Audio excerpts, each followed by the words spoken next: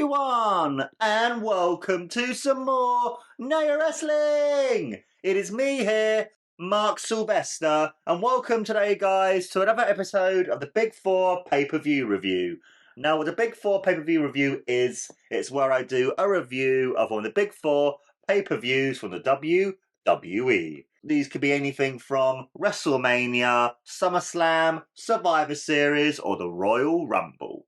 And so then, guys, for today's episode of the Big 4 pay-per-view review, I'm going to be doing a review of WrestleMania 41, Night 1 and Night 2. Ladies and gentlemen, please welcome WWE Chief Content Officer and 2025 WWE Hall of Fame inductee, Paul Triple H Levesque!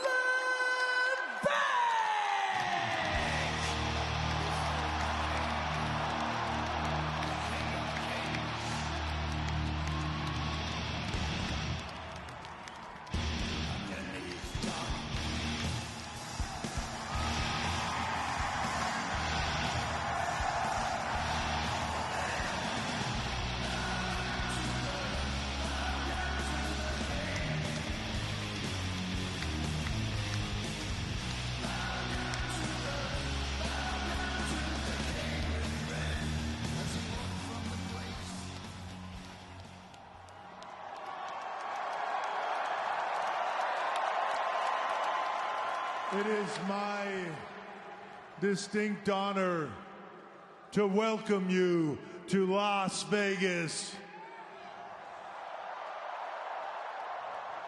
where for the first time ever, right here, right now, all of you are being seen by the entire globe live now.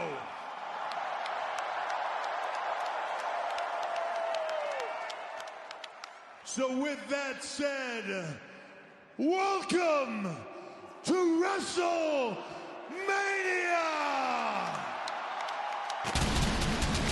Hello, world!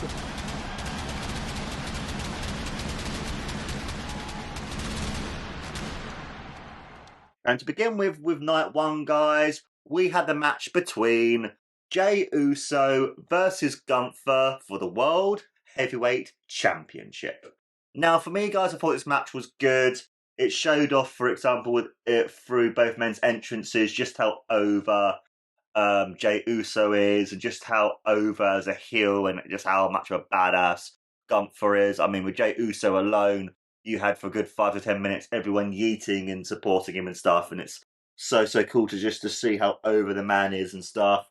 I thought, for me, the action was great. You had both men hitting their hard-hitting moves. You had Gunther show just how good of a wrestler he is, just how good of a attacking man that he is and stuff. But I thought the way that the match ended was quite interesting as well, where you had Gunther instantly tap out, which I thought was quite an interesting thing, because one of the things I like about Triple H's WWE is the fact that there's a lot of continuity.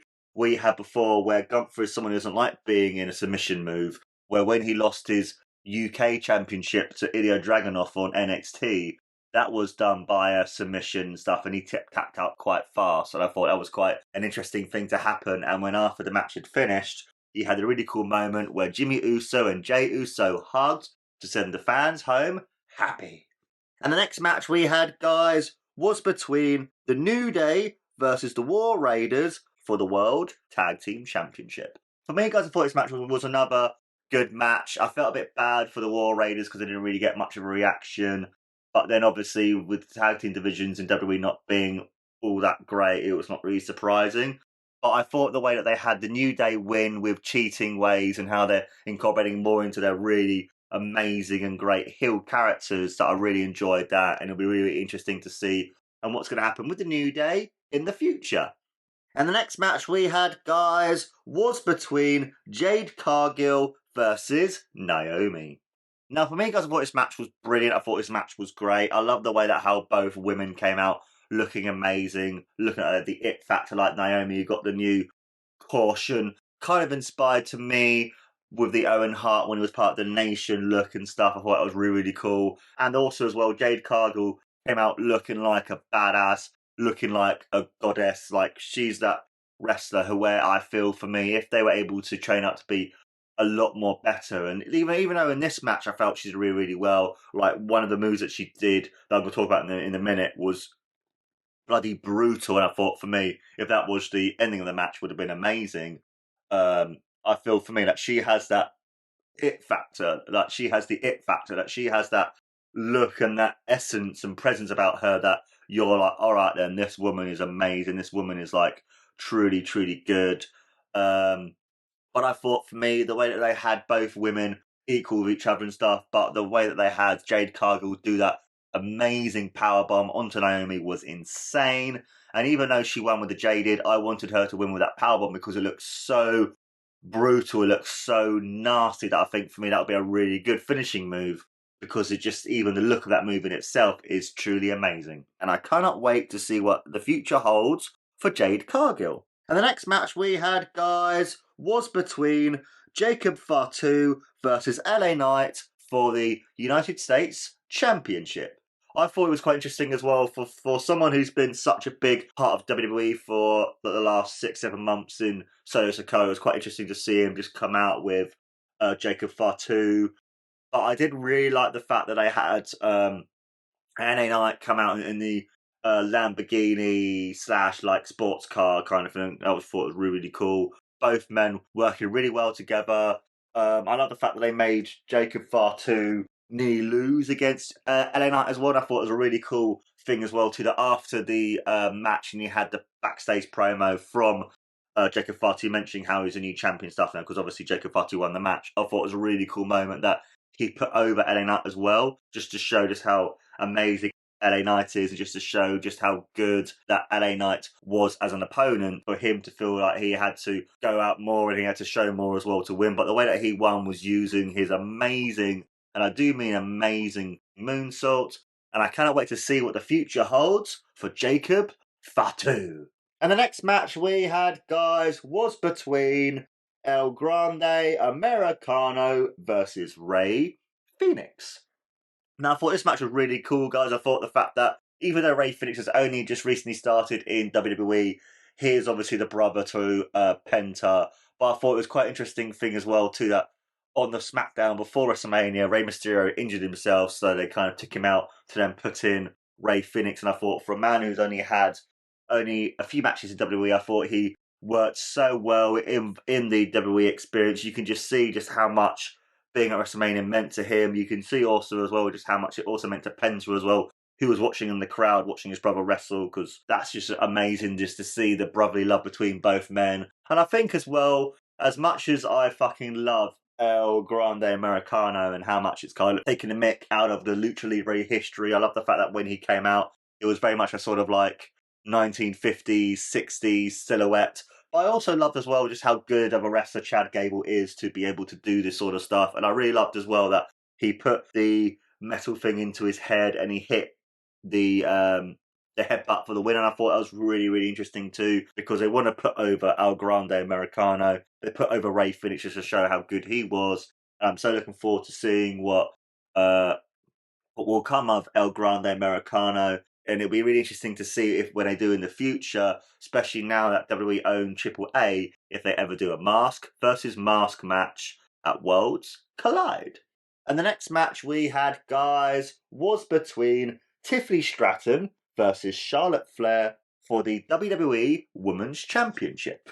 Now, for me, guys, I thought this match was really, really interesting. I mean, for one, the result of the match completely threw me off guard. I genuinely believed that we were going to have Charlotte Flair win. But I thought it was really, really good to see the fact that Tiffany Stratton won, to see her hang with Charlotte Flair, to see both of their entrances. The fact that he had Tiffany Stratton, he's kind of like, in a sense, that real-life Barbie doll, etc., come out, in a sense, in the Barbie doll, like, box, because obviously Mattel make the toys for Barbie as well as WWE now. And I think as well, it's just so cool just to see both women put on a great match, both women put on a great show.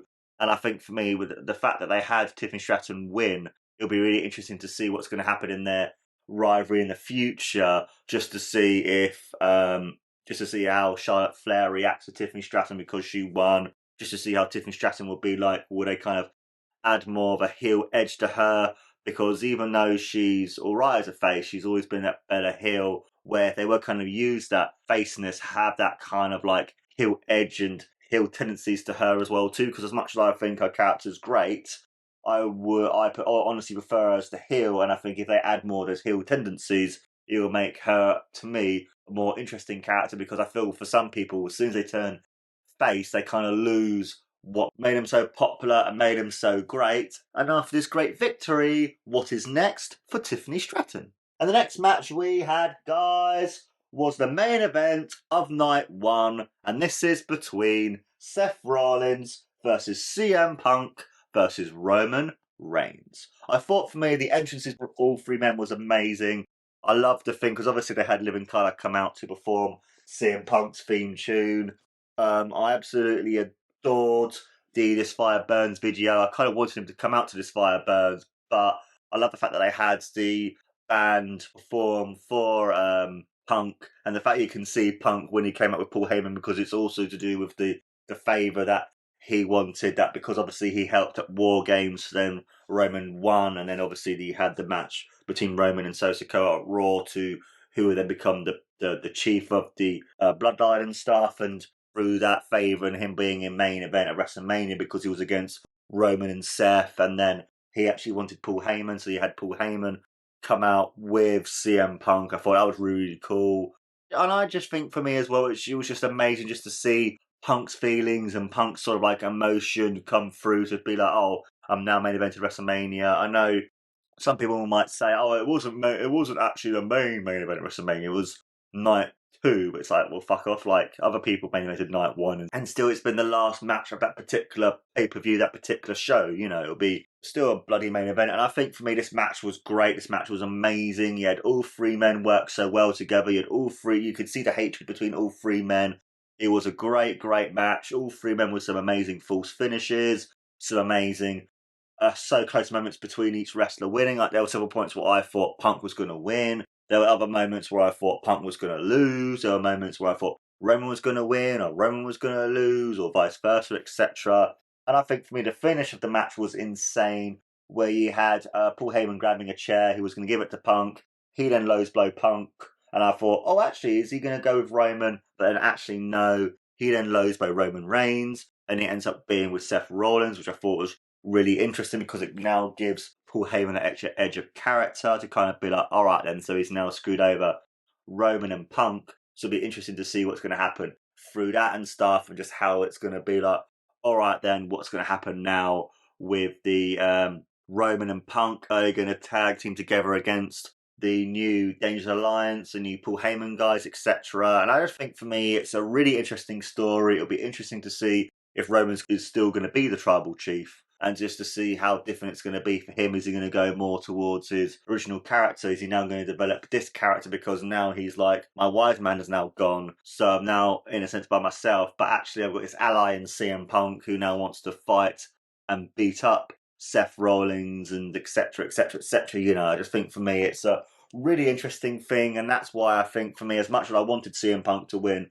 his first main event at WrestleMania, I thought it worked so well. So then next year, when he hopefully wins either the Rumble or the Elimination Chamber, that he'll go on to main event WrestleMania again and win the World Championship, because he is the best in the world, and I'm a massive fan of CM Punk. And the opening match for night two, guys, was between Io Sky versus Bianca Belair versus Rhea Ripley for the Women's World Championship. I thought for me, guys, I thought this match was amazing. I thought this match was great. For me, besides the main event of night one, I thought this match was the best match of the card. Like, this match was amazing. All women were showed just how good they are. All women just showed just how amazing they are. And I thought some of the false finishes, some of the big amazing spots that he had as well too was great. I love the fact as well that with the finish of the match, Bianca Belair hit the KOD onto Rhea Ripley, but then you had, at the corner of your eye, Io Sky come in with her massive splash onto Bianca Belair, where she pinned her for the 1, the 2, and the 3. And I thought that was an insane moment. That was a great spot, because as much as I love Io Sky, then again I like all three women. I thought it was really interesting just to kind of see the reactions to the three women. It was quite interesting to me to see Io Sky, in a sense, be the biggest member, the biggest star of the three of them. And I thought for me it was so cool to see her win, because it's kind of like, I like that whole underdog story. I like the fact that the other two women were kind of like forgetting about Io Sky. They kind of forgot about her, and they forgot about just how good of a star that she is, and just how good of a great star that she is as well. That I think for me, it's going to be so cool just to see what they're going to do with Io Sky as a women's world champion. And after her great run as the WWE Women's Champion last year, it'll be cool to see what they're going to do with her this year, as she is great. And I cannot wait to see what Damage Control are going to do with the return of Asuka. And the next match we had, guys, was between Drew McIntyre versus Damian Priest in a Sin City street fight. Now, I thought this match was pretty good as well, guys. This match was another great match. I feel for me, this match just showed just how good both men are, just how good Drew McIntyre is. And for me, as much as I felt this match hasn't had that great of a build, hasn't had that great of like a rivalry, hatred like his match against CM Punk did last year, for example. But I feel for me, as a match at Mania, as a match kind of showing you why Drew McIntyre is great, I thought this match worked so well. And even though I feel Damian Priest losing wouldn't really help him too much, well, I think with Drew McIntyre, because he's so over and because he's just so amazing that wins or losses doesn't really matter to him, I felt the fact that they had Drew McIntyre win with the Claymore was quite an interesting booking decision. And I think for me, hopefully by this happening, we will see Drew McIntyre rise up the card again to hopefully challenge for the WWE or World Heavyweight Championship. And the next match we had, guys, was another match that I truly loved. And that was between Dominic Mysterio versus Bron Breakker versus Finn Balor versus Penta. I thought for me as well, being Penta's first WrestleMania match, I thought he was so good. They were able to book him so well and show off his skill and show off how he is and stuff as well. And that's why I love him with WWE and Ray Phoenix, for example, way more than they were ever in AEW, because with WWE, as much as I agree with a lot of what the veterans say, I love the fact that they have him do a big move, but then sell it, let it breathe, and not just go like move. You know, I thought for me as well, it just works amazingly well. And I think as well, Bron Breakker is a massive star. The man is like insane. I love the fact as well that he was doing his mass promo at the WrestleMania pre-show event that they have in front of all the fans, and the fans can cheer for them and stuff as well. I thought that was amazing. And I think for me, Bron Breakker, even though he lost the championship, this is going to propel him more to a higher echelon and to a higher stage, and hopefully he'll become a future world champion. It's quite interesting as well to see what's going to happen between the Judgment Day as well, because obviously you had Dominic Mysterio pinning Finn Balor, because even though he could have pinned Penta or Bron Breakker, he was like, nope. After the coup de grace happened, he hit the frog splash and he pinned Finn Balor. And I think for me, it'd be interesting to see how, with the new love, the new appreciation, the new cheers that people are giving Dominic Mysterio, where after a year or even 2 years ago, just the boos a man would get, and just the jeering he would get as well at any time he would ever speak, and he wouldn't be able to speak sometimes because people were booing him so much. It's just so interesting to see that kind of 180 and how much people respect Dominic Mysterio and how much people like him a lot, just to see the reaction and then the cheer that he got when he won the championship. And you can just see when he posed the title as well, just the cheering and the admiration that fans have for him. It'll be interesting to see what will happen to Dominic Mysterio in the future. And the next match we had, guys, was between Randy Orton versus the mystery opponent.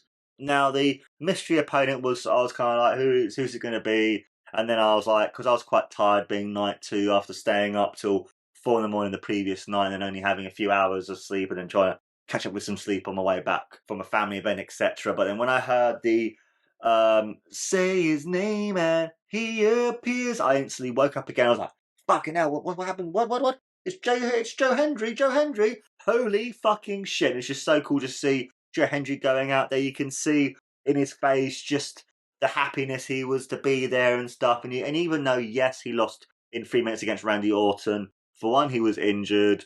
2 was Randy Orton's 20th WrestleMania. 3, he hit Randy Orton with some big moves himself. It wasn't like it was a proper squash. But most of all, it helped TNA get more publicity. It helped Joe Hendry in the fact that Triple H said, I love this man. He's going to have more WrestleMania moments. He had other wrestlers as well saying to him, enjoy this WrestleMania moment because it's going to be your first of many. And that's what I'm really, really looking forward to see what they're going to do with Joe Hendry in the future.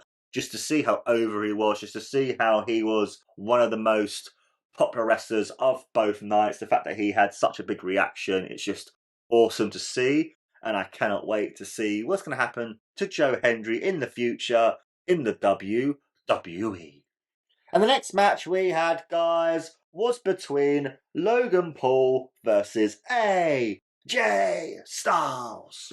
Well, for me, guys, I thought this match was another alright match. I mean, it kind of sucked that Logan Paul won, but I kind of like the way that they're kind of incorporating Karrion Kross now, and it'll be really interesting to see what they'll be doing with Karrion Kross. We're on a episode of Sam Roberts. He gave us really impassioned promo, just really great promo where he was trying to help AJ Styles win, and because AJ Styles wouldn't, in a sense, cheat, that Logan Paul used a brass knucks and then he hit his big move to win. And I just think it'll be interesting to see what's going to happen with AJ Styles, Logan Paul, and especially Karrion Kross, where after that amazing promo, after that amazing bit on the Sam Roberts review show they do for WrestleMania and all the different pay-per-views, I'm hoping they'll use that to give Karrion / Killer Kross that killer edge again. And I feel for me, having him be given that edge and you just to see him actually do a really good match and just show how good he is, I'm hoping we'll see Karrion Kross again in the future. And the next match we had, guys, was between Laria Valkyria and her mystery partner versus Liv Morgan and Raquel Rodriguez for the Women's Tag Team Championship. Now, for me, guys, I thought this match was a good match. I mean, for one, you had Becky Lynch come back, and I felt for me, for a match that kind of like was her first match back, I thought worked well because it was in a tag team match. They won the match, obviously, with Becky Lynch coming back and then, winning. And I thought for me, as much as it was sad to see Bayley lose, I thought the match worked well because it was a big moment for Becky Lynch. It was a big moment for her to come back. It was a really cool moment just to kind of see her come back and just to see the crowd remember her, see how over she was and stuff. And I think for me as well, having Becky Lynch back in the WWE, it will propel it even more. And especially as well with the NXT women, the women's wrestling scene is amazing in the WWE. And the final match we had, guys, in the main event of the evening was between John Cena versus Cody Rhodes for the undisputed WWE Championship. Now, for me, guys, I thought this match was a really interesting match. It was quite interesting to kind of see what was going to happen. Are they going to have Cody win? Are they going to have Cena win finally the 17th World Championship? Are they going to have this happen or this happen or this happen? I thought, for me, the match was all right. It wasn't the best match ever. It was quite good. You can kind of see how with John Cena's new heel turn, he doesn't want to do a big match. He's going to cheat as much as he can. He wants to win as much as he can.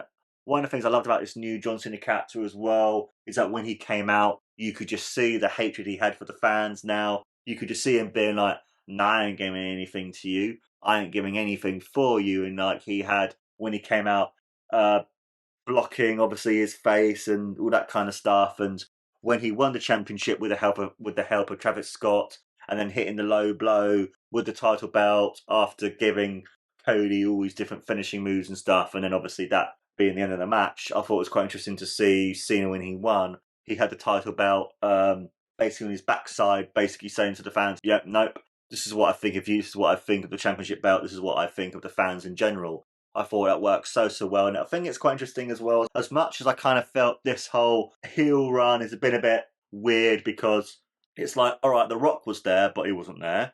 Travis Scott only came out at this WrestleMania, and we thought, oh, The Rock's going to come out as well as Travis Scott. Even though Travis Scott got his comeuppance by being given a crossroads, I kind of felt for me it didn't really work very well.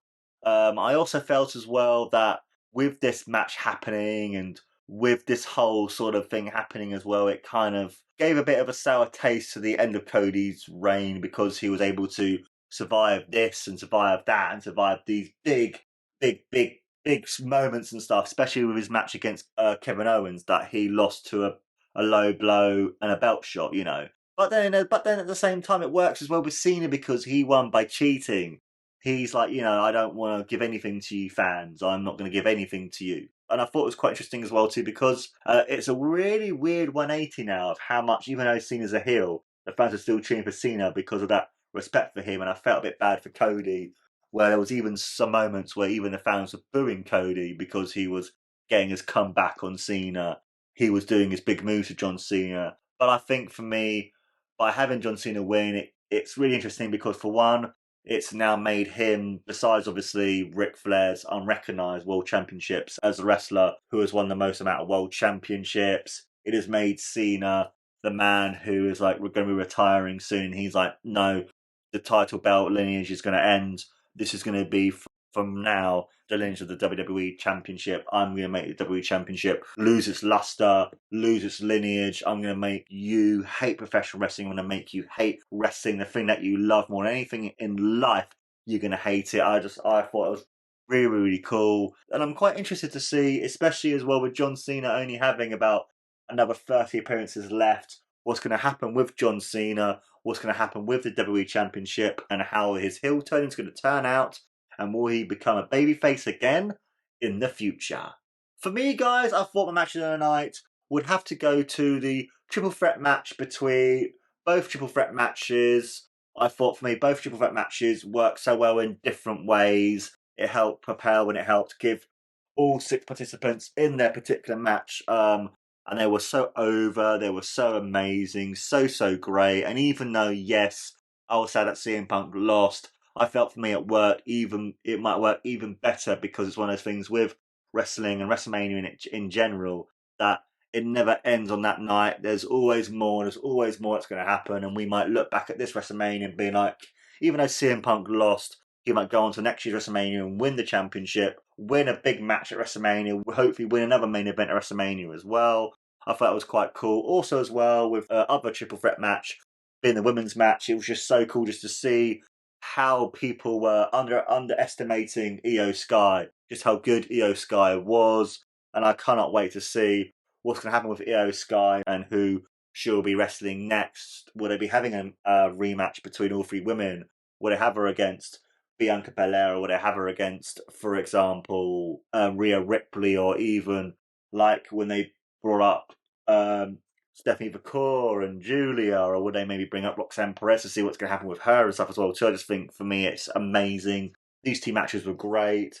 And also as well, my MVP of both nights would have to go to CM Punk, and my other being Joe Hendry. I know I'm very biased because it's CM Punk and I love him. He's my favourite wrestler of all time. Like, him and Stone Cold Steve Austin are my 2 all-time favourites. If anyone said to me, who are my 2, I'd definitely say these 2 men. I think the thing that made me him my MVP is because you can see that emotion as well with Joe Hendry, as much as I'm biased towards Joe Hendry because he's British, he's Scottish, you know, even though I'm English, you know, kind of thing. We have that sort of relationship being part of the same islands. I think for me it was just so cool just to see him there, just to see him at WrestleMania, just to see the fans cheer for him, just to see the emotion in both men's faces. I mean, for me, it was amazing just to see Punk in the ring. You can see him start to well up because he's like, I'm in the main event of WrestleMania. I'm in the thing that I wanted more than anything else in life, in wrestling in particular and stuff. I thought was just so cool. And I just think for me, both men just show just how much they love the wrestling business, just how much both men were put over so strong. And I cannot wait to see what's going to be in the future of CM Punk, where hopefully next year he'll go on to become a world champion. And I'm hoping as well with Joe Hendry starting to WWE that we'll see him again at WrestleMania as well, and we'll see him become a champion in himself. And the future is bright, and the future is orange for the WWE. And that, my friends, was my review of WrestleMania 41, Night 1 and Night 2. Let me know, guys, in the comments below what your thoughts are about this show and how you think compares to the other WrestleManias of the past. Like, do you prefer this one more to other WrestleManias? Love to hear you guys think.